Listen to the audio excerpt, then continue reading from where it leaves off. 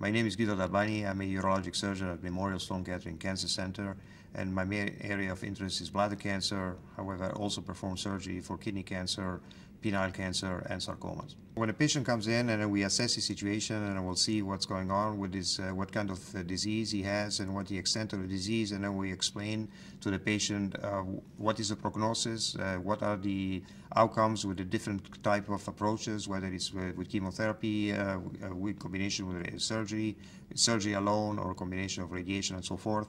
Essentially, with bladder cancer, even if the patient presents with a muscle-invasive disease, this doesn't mean that there is no hope for the patients. We have a significant response to patient and a good cure rate of patients with muscle-invasive tumors. Up to 75% of those patients can be cured of the disease if they are treated appropriately.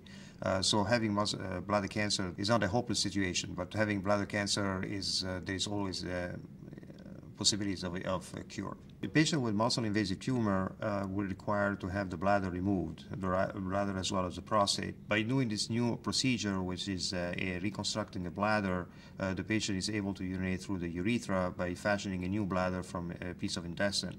In addition to that, by doing a nerve-sparing operation, the patient is able to maintain his erections in a significant number of cases. After 15 or 20 years of experience, you do have a better understanding of the disease, a better understanding of the non-muscle invasive tumors, and better understanding of the muscle invasive tumors. So we are able to properly assess the patient and then give him the right treatment.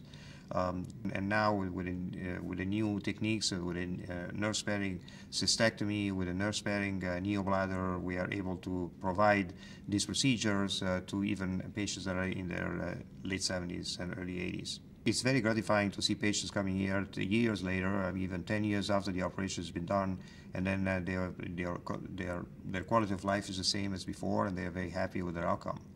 I've even seen a patient at 95 years old when I did a radical cystectomy when he was 85. So age is not a limiting step in doing those kind of procedures.